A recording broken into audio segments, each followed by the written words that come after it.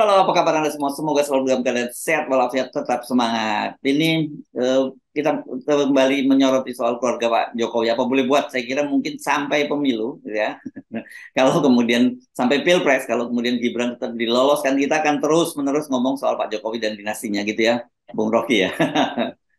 Yaitu nasib Republik adalah membicarakan keburukan akhirnya, bukan membicarakan Yes, kemaslahatan. yes, oke Di. Dan yang menarik ini kan PDIP sudah menyatakan bahwa ya Gibran tuh sudah secara de facto bukan lagi anggota PDIP begitu ya. Tetapi mereka yang menarik itu mereka tidak pernah mengajarkan memecat gitu ya. Tapi pokoknya otomatis batal lah keanggotaannya Gibran itu dan kemudian posisi PDIP itu sekarang meskipun terus-menerus menyerang Pak Jokowi, tapi tetap saja mempertahankan menterinya di kabinet. Itu yang disampaikan oleh Hasto, mereka akan terus mengawal pemerintahan Pak Jokowi sampai akhir periode kekuasaannya. Ini juga ajaib nih, kan mereka anggap Gibran udah pamit dari PDIP, Ya, jadi bukan lagi anggota. Jokowi sama juga karena Jokowi yang suruh Gibran pamit. Berarti Jokowi bukan lagi anggota PDIP kan, kesamaannya ya. kan. Hmm. Dan sebetulnya kalau dia bukan anggota lagi, ada urusan apa PDIP masih mempertahankan menteri-menterinya ada di kabinet yang tadinya dimaksudkan untuk dikader oleh Jokowi sebagai kader partai. Kan gak ada gunanya sebetulnya kan. Jadi kita melihat bagaimana pragmatisme PDIP juga yang mungkin masih ada satu berapa 9 bulan ke depan jabatan-jabatan menteri itu masih bisa jadi cash cow partai kan ajaib tuh.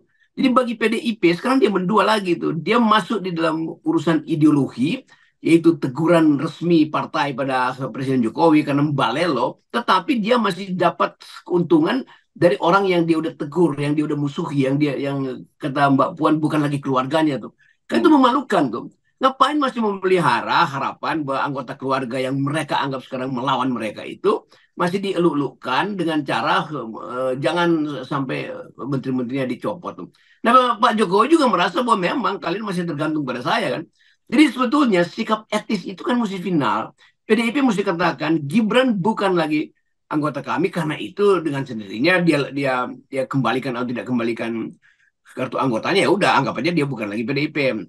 Tinggal orang bertanya siapa yang suruh Gibran keluar dari PDIP itu ya bapaknya pasti berarti bapaknya juga bukan lagi anggota PDIP kan kan Hmm. logikanya begitu tuh. Tapi muter-muter menyelundupkan kalimat untuk kepentingan material itu yang menjijikkan juga tuh sikap PDIP yang menganggap ya oke tetap kami tidak akan tarik menteri-menteri kami kan itu sikap sikap oportunistis.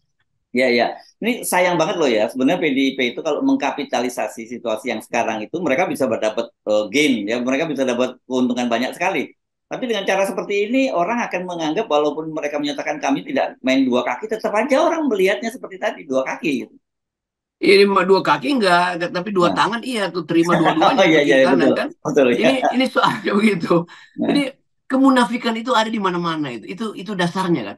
Peradaban yang ingin kita bangun adalah harusnya tegak lurus dengan etika itu. Jadi sama seperti udah maling dia kan PDIP dimalingin oleh Jokowi tapi dia nggak apa-apa deh. Nanti tuh maling itu masih balikin sebagian dari hasil maling dia di tempat yang lain tuh. Ini harapan-harapan palsu ini yang membuat kita menganggap bahwa ini PDIP juga nggak bermutu sebetulnya. Jadi ini partai yang juga sama-sama membusuk juga bersama dengan PSI. Apa bedanya tuh? Dua-duanya masih menginduk pada kekuasaan tuh.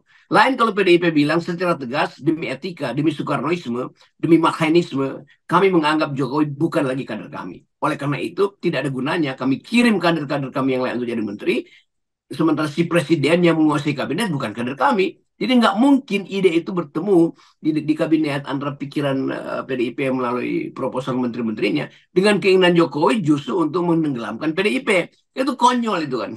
ya ya. Kan posisi PDIP ini beda lah dengan Nasdem. Sekalipun Nasdem pun juga kita dorong untuk mundur dari kabinet, tapi posisi sangat berbeda karena dia memang komitmennya sebagai partai mendukung Jokowi sampai tahun 2024. Tapi kalau PDIP ini kan ada ADART partai yang jelas dilanggar oleh keluarga Jokowi ini dan pelanggarannya rame-rame nih Bung Rocky ya, bukan hanya Pak Jokowi, ada menantunya Bobby, ada juga Gibran dan sebagainya, dan kemudian juga ada Kaisang yang malah menantang bikin partai sendiri. Jadi apalagi alasannya sebenarnya nggak ada. Kalau kalau kita merujuk pada kader-kader yang lain kan langsung tindakannya keras tuh PDIP. Jadi orang akan melihat dia beraninya sama kader-kader yang lemah, tapi begitu berhadapan dengan keluarga Jokowi melempem juga PDIP. Kaderisasi itu inti dari setiap partai itu. Dan kaderisasi ada kurikulumnya tuh, yaitu ketaatan pada ide, pada program, dan pada disiplin. Kan itu tiga-tiganya kan nggak ada lagi di PDIP sekarang tuh. Ya. Berupaya untuk meminta semacam ya, mengirim sinyal, Puan kirim sinyal. Tapi sinyal itu sebetulnya di antara mereka aja, bukan pada rakyat. Kalau pada rakyat, rakyat akan bilang, oke, Mbak Puan benar. Oleh karena itu, mereka yang sudah berkhianat pada partai, jangan lagi dianggap sebagai pemimpin. Kan begitu kan? Nah sekarang PDIP menganggap bahwa ya Jokowi masih memimpin. Mestinya PDIP memulai satu proses impeachment. Memang kita bisa bilang ini kan taktik PDIP. Iya, tapi di mata publik PDIP itu ya sama oportunistiknya dengan PSI sebetulnya tuh. Jadi partai yang dua-duanya dimaksudkan untuk mendukung Pak Jokowi, tetapi kemudian yang satu lebih lebih tega untuk mengatakan ya kami butuh uang. PSI kan bilang dengan gampang, kami butuh uang, yaitu kami akan menjilat pada Jokowi dan akan tegak lurus dengan perintah Jokowi itu. Sekarang PDIP ambil sikap semacam itu, padahal dia nggak butuh uang sebetulnya kan.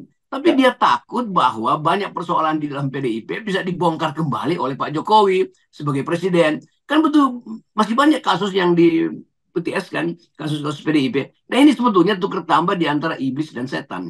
Ya, ya, oke, kan seharusnya PDIP juga sadar ya bahwa kalau Pak Jokowi itu ingin membesarkan PSI, maka segmen yang akan digerus itu adalah segmen pemilih PDIP. Itu saya kira udah hampir pasti, dan Gibran sendiri kan sudah menyatakan bahwa ingin merebut Jawa Tengah dari kandang banteng. Ya itu udah real bahwa PSI dijadikan semacam rampok suara PDIP di lokasi-lokasi yang beririsan tuh. Tapi PDIP nggak mau lepas dari orang yang mengatur perampokan itu, yang namanya kader dia sendiri kan. Kan Hmm. ini bagaimana kita berpikir bahwa Indonesia bisa tertib di dalam logika dan bersih secara etis kalau PDIP sendiri mengumpankan diri untuk tetap dikendalikan oleh Jokowi, padahal Jokowi lagi menggerus dia. Ini kan konyol gitu. Jadi kita kita kita susah mengerti bahwa satu mental oportunis itu bahkan ada di dalam partai yang udah sekarat itu, yang apa namanya ini kalau di dalam opera Rusia itu suang song itu, suara terakhir dari angsa yang mau digorok itu seolah-olah bernyanyi nyaring, padahal setelah itu dia mau digorok gitu kan. Jadi Hmm. bagian-bagian etika ini yang terus kita soroti sebetulnya, dan itu yang juga disoroti oleh majalah Times, oleh majalah apa namanya Blatt dari Jerman segala macam, dari Guardian. Jadi seluruh seluruh dunia menonton dengan penuh kagum keburukan politik Indonesia. Ya, ya. Saya kira kalau kita lihat situasi semacam ini, kita bisa membaca ya, ada sikap yang mendua di tubuh PDIP ya. Bung Rocky, satu pasti ada yang memang ingin kencang sikap frontal terhadap Pak Jokowi, tapi di satu sisi yang ada masih tetap ingin menjaga hubungan baik dengan Pak Jokowi, dan pasti kita menduga ada sesuatu dong, ada agenda di belakangnya kalau mereka tetap ingin menjaga hubungan baik dengan Pak Jokowi itu. Ya itu yang kita sebut sebagai apa namanya hidden curricula, itu kurikulum terselubung sebetulnya dari PDIP. Dan orang tahu bahwa kurikulum terselubung itu ada tukar tambah kasus akhirnya kan. Berapa banyak kasus yang melekat pada PDIP, dari Madam Bansos sampai Harun Masiku dan puluhan pejabat di PDIP di daerah-daerah yang terindikasi atau bahkan sedang diproses oleh kejaksaan. Kan itu juga dihitung oleh PDIP. Bagaimana kalau Pak Jokowi misalnya keluarin seluruh kasus itu, dan PDIP akhirnya berceceran kriminalitasnya atau korupsinya kan. Jadi kita nggak bisa lagi melihat satu duel yang betul-betul berbasis value itu. PDIP mau menegakkan semacam etika partai, tapi dia juga punya banyak kelemahan, itu intinya. Jokowi mengerti itu, padahal Jokowi lagi menggerus PDIP itu. Jadi ini semacam tukar tambah di antara ya bukan dua bajingan, tapi dua kedangkalan, tukar tambah di antara dua hipokrisi, ya itu gampangnya. Oke, karena kalimat bajingan itu sekarang sudah nggak efektif untuk menggambarkan, tidak cukup menggambarkan.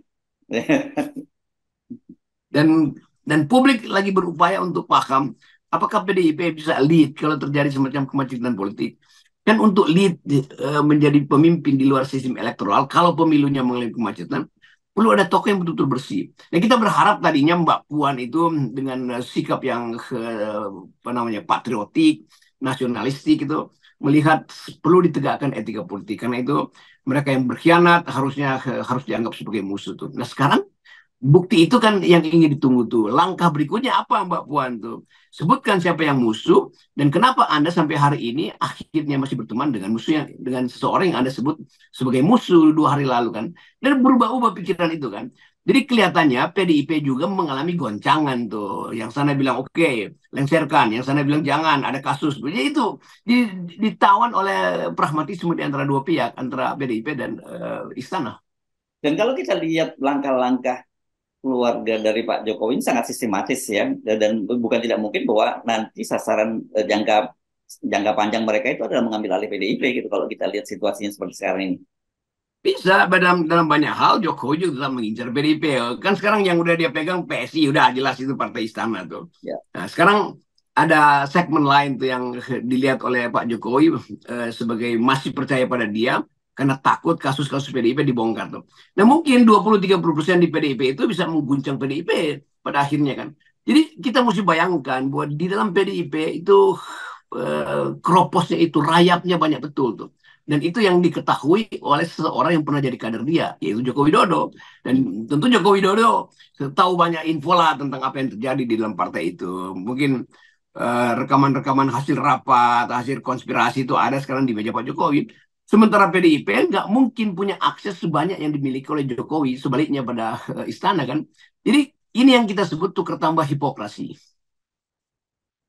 Itu yang menjelaskan Pak Jokowi kemarin menyatakan bahwa dia punya semua data intelijen tentang partai-partai itu ya, kemana arahnya mereka dia tahu itu. Saya kira sinyal itu yang sejak awal dengan sengaja dimunculkan oleh Pak Jokowi sebenarnya bukan pada publik, tapi lebih ditujukan kepada para elit politik Indonesia khusus PDIP gitu. Ya itu Jokowi tahu bahwa ini mesti digertak dulu nih kutu-kutu rayap-rayap ini kan. Itu yang menunjukkan bagaimana politik Indonesia akhirnya ditukar tambah kasus itu kan. Bukan lagi menegakkan value demokrasi, value konstitusi, value anti korupsi. Jadi tukar tambah kasus menjadi menu sehari-hari di dalam elit politik kita. Itu yang kita sebut pembusukan politik. Jadi political decaying mulai ketika antar institusi tukar tambah kasus. Dan itu artinya saling menyelamatkan muka. Karena sebetulnya semua mereka itu adalah bajingan, bajingan tolol bahkan tuh. Tetapi keadaan itu kan menunjukkan bahwa dari awal sebetulnya perjanjian-perjanjian busuk itu saling diketahui dan tapi saling mendiamkan. Nah sekarang ada gejala semua orang ingin saling membuka tuh. TikTokers buka, pejabat-pejabat yang merasa masih separuh bersih berusaha untuk buka tuh, dan hakim-hakim yang juga di pengadilan negeri di daerah pasti juga boleh saling buka. Tapi nggak apa-apa, biarkan semua ini terbit supaya Pandora Box itu betul-betul menghasilkan seluruh kejahatan biarin keluar dari kotak Pandora. Dan kita Ya, percaya bahwa di dasar kota itu hopes remain, masih ada harapan tuh.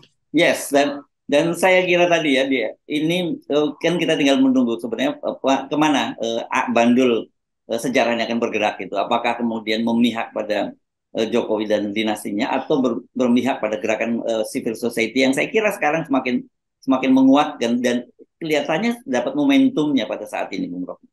Nah, itu kita akhirnya berbulan-bulan kita kita terangkan di FNN bahwa momentum itu akan kita peroleh. Dan sekarang ketemu itu.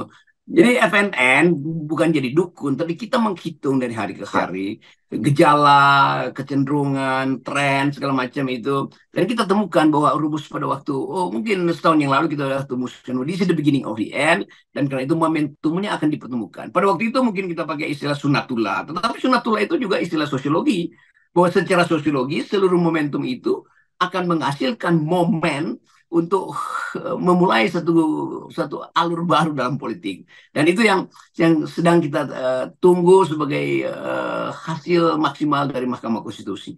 Nah, Pak Jimli itu kita anggap sebagai orang yang sedang menyediakan momentum itu, dan kita backup nanti masih ada 2 hari supaya Pak Jimli jangan ikut-ikutan menjadi bagian dari hipokrasi bangsa ini.